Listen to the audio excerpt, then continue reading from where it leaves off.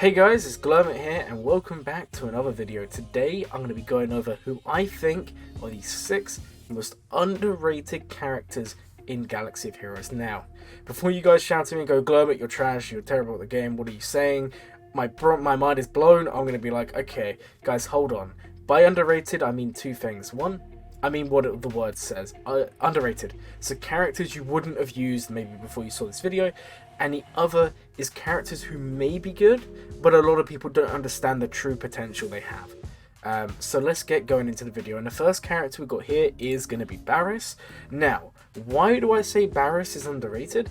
Because they are, guys. They are incredibly good. They're unique when in the right team. That's their lead. I mean, they're unique when they're in the right team.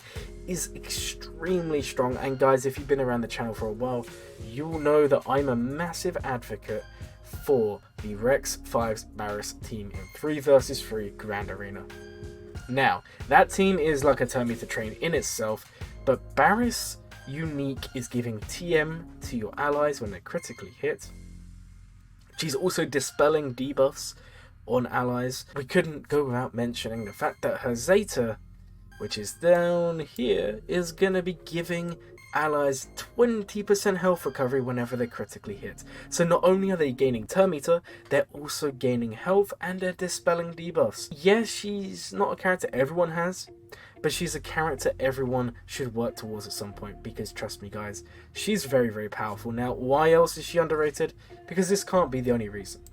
Well, it's the heal, guys. Imagine a healer whose heal can't be prevented. Even if you have healing immunity, she's going to ignore that. She's still going to heal because it's a health equalization. Let's think Geos, guys. This is the same sort of mechanic.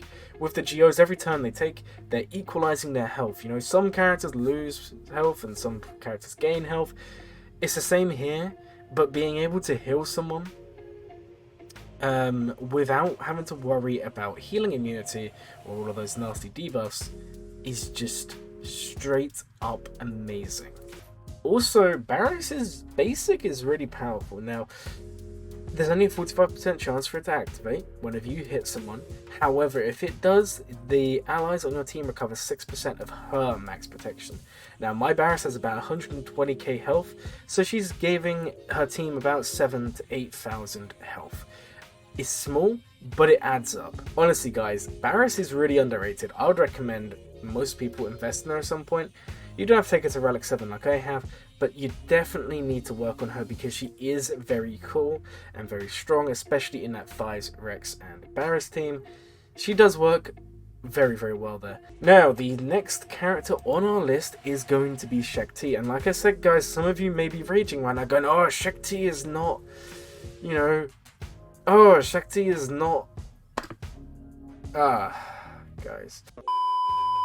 He is not a underrated character. That's probably what you're saying to me. I can read your mind. You're saying to me right now, Glurmit, you're an idiot. Why is Shakti on this list? Well, let me tell you right now.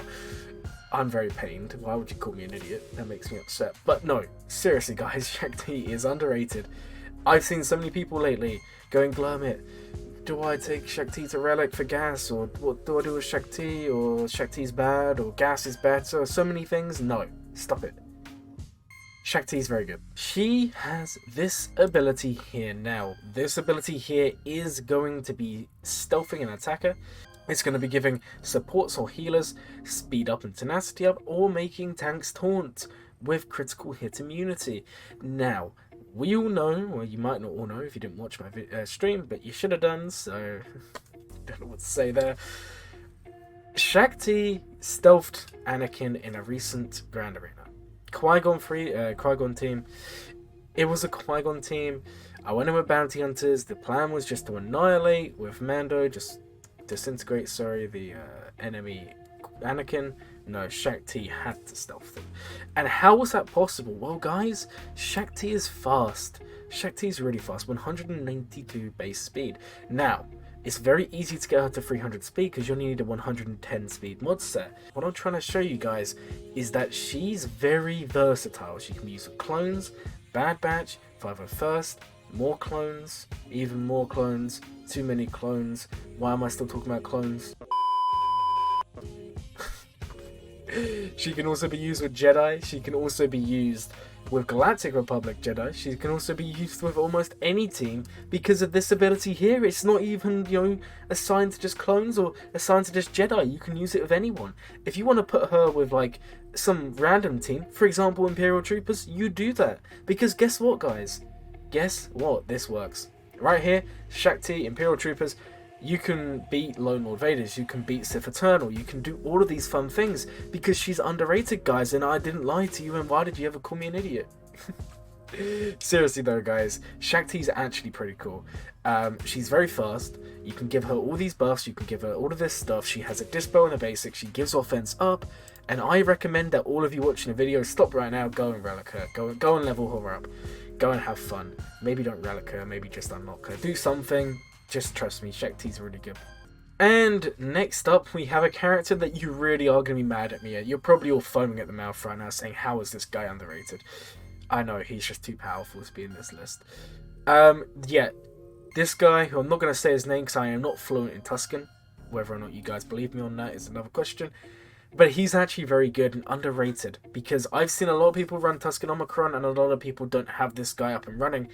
Now, you might be thinking, why would I ever invest in Tuscans, Glurmit? Are you trying to make me ruin my roster? Yes, I am. That is my job here, to make you ruin your roster. This guy is actually pretty good. The reason being this ability here is going to give 100% turn meter and speed up for 2 turns to all Tuscan allies. Now, he is not the quickest character in the world. My one is 258 speed. If he was Gear 13, he'd be 278. He then gains 12 speed from having the Tuscan Omicron and all the Tuscans being activated. So he's actually around about 290 speed. Maths is not my strong point. So him being 290 speed, he's going to be outspeeding a lot of the niche and lower end teams, or if he's not, he's going to be going very quickly anyway. Now, this is just phenomenal, guys. It means you don't have, because Tuscans are slow, really slow characters, so you don't have to worry about any of the other speeds apart from this guy, because he's giving speed up and he's giving the 100% turn meter. He is definitely underrated. Now, he is very niche in the sense that not all of you are going to be going for this guy. If you don't have Tuscan Omicron, don't bother.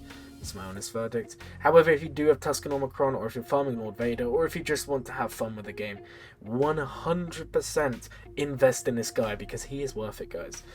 Not to mention his basic not only is one of the coolest named moves in the game, but it also stuns the opponent. He's so good. And you know what's really cool? The Tuscans are going to be reviving, the 2 Tuscan Raiders are going to be reviving for the Omicron, and they're also going to be taunting, so this guy is going to have the opportunity, if you don't go first, to still give the turn meter gain. So in this case, mod the Tuscan Raider for very high offense, but make him slow. There's no reason to make him fast. You know, we talk about it all the time, be efficient with mods, and this guy is the king of efficiency. Imagine giving 100% turn meter to all allies. It's just busted. Very good character for the faction he's in, and for that reason he goes on my list of most underrated characters. Next up here, guys, we have Greiro. I know, I can't believe I'm doing this. Greiro is on the list, and why? Guys, he's actually underrated. I bet a lot of you don't even know his kit. For starters, he's going to be attacking without a cap and no cap Greiro and all that fun stuff. So he's going to have 100% critical chance at higher relics. So he's going to be critting, so it's just a 50%, a coin flip chance. Does he attack again? Does he attack again? Does he attack again? And honestly, he can. I've had it before where he attacks maybe 6 times in a row. It can happen. It's very rare, but it's awesome. He's fun. But that is not where his strong point is. No one cares about that unless you do care about that, and then I've just offended you. No, it's this move, guys. It's this move. And a lot of you probably have never read this and are like, what does this even do? Please explain it to me, Glurmit. And I say, okay, I'll explain it. It's not that hard. It's actually pretty simple. Essentially, he's removing turn meter equal to his critical chance. So if you go against Qui-Gon, Anakin team, you go before them, which is very rare, but say you do, you are removing 100% turn meter, unresisted, unavoidable, from the enemy. Now, the Zeta is also stunning the enemy if they have less than 20% turn meter after their removal. Now, if your Greiro is modded correctly and needs about 100% critical chance or higher, you're always removing all the turn meter. And what does this mean? It's simple, guys. I just spelled it out for you. It means you're going to be stunning the enemy unresisted, unavoidable every time you use this ability. And trust me, he's a very niche character. But in terms of underrated, this ability right here, I have bought him a few times in the past just for that stun, because you never know when you're going to need it. Very, very cool character. And for that reason, he's underrated, just because of this ability. I would honestly recommend you guys at least take him up. You don't have to Zeta. I mean, the Zeta's the stun. The stun's really, really cool. However, the main thing is the TM removal. He does have uses. He can also be plugged into other teams, because this is not like a bounty hunter exclusive thing. This is literally just a he removes TM. So you can bring him in as a plug and play character. Imagine saying that. Greiro plug and play character 2022. Unbelievable. But no, you could actually bring him in for that TM removal in some rare instances. Honestly, he is not that bad, guys, and that is why he's on my list of underrated characters. And the final character on the list today is Kanan Jarrus. Is because he is actually a really cool tank. He's also Phoenix, and Phoenix is not really the best faction. This guy's probably the best character in Phoenix. A lot of people say Ezra is. I actually think Kanan is. The reason being, he has a Dispel. Now, obviously, the Dispel is better in a Phoenix team, but he can Dispel Bus. He can also Dispel on this one and gain Taunt and all that fun stuff. And also, he even inflicts offense down on the basic. He's also countering, so he's almost always inflicting offense down. And why is this underrated? Guys, Star Killer is in the game. Whenever the enemy has a debuff in Grand Arena, they are dealing half damage. Now, what does Kanan do? I just told you. He applies offense down on the basics. Not only are you giving it offense down, you're then decreasing their offense by 50%.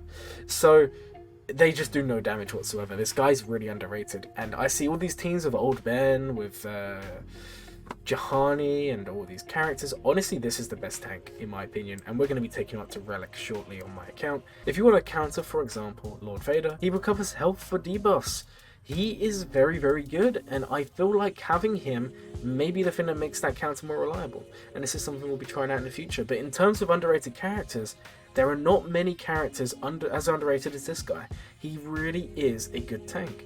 A lot of people, you know, say no to him because he's Phoenix. A lot of people say the only characters worth investing in is Ezra. Honestly, guys, Ezra's very good, but this guy's actually better, in my opinion. And you really thought there was no more characters on this list? Well, let me tell you now. Young Han, underrated? No, because I'm trying to convince you guys he's actually good, and let me explain his kit to you. So, his throw the dice is giving him retribution, so he's counterattacking. He is then gaining 50 speed for the rest of the encounter, and the speed can stack up to 200. So you can have him, I mean, my Young Han is 221 speed, so he goes up to 421 speed. He's going to be taking a lot of turns towards the end. Now, this ability here is dealing 25% more damage for each prepared ally. Now, in a dash team, he is dealing 125% extra damage because it counts himself and everyone's always prepared. It's incredible. Now, not to mention, target other ally recovers protection equal to 50% of damage dealt. So towards the end of the game, when you're hitting for like 200,000, you're literally recovering all protection. He is really, really good, guys. But that's not what makes him amazing. It is this. Every turn he takes with protection up at the start of the turn, he is gaining 10% offense and 10% critical chance stacking until the end of the battle. Not the end of the encounter. The end of the encounter is like a TB wave or a raid wave or whatever. This is until the end of the encounter. So if you're in TB, it will stack towards the end. If you're in raids, it will stack towards the end. Now, he also has a 70% chance to assist if an ally attacks during their turn. That is the Zeta. The Zeta's cool but not needed. It's just this text here, guys, and trust me, if you have a very high offense Han, he's going to be going from 10,000 offense if you can get that. I mean, that's like high relics. But if you can go from, like, say, 5,000 offense, soon you're going to be at 10,000, then you're going to be at 15,000, then you're going to be at 20,000, and it just keeps on stacking over and over again. And let's not forget that he's gaining this speed. So towards the end, he keeps on going up and up and up and up until he just becomes a god and just one-shots everyone. And honestly, dash teams made him even better because now everyone's prepared. So because everyone's prepared, he's always dealing that 125% extra damage. Trust me, guys, he is worth investing in. He is my favorite character in the game for a reason, and he is underrated for sure. Alright guys, I would like to thank you all for watching this video. If you've made it to the end, please consider liking and subscribing. It helps the channel a bunch. I hope you've maybe learned something today. Maybe you don't agree with my list of underrated characters, or maybe you do. Let me know in the comments, is there any character you think should have been on this list who wasn't?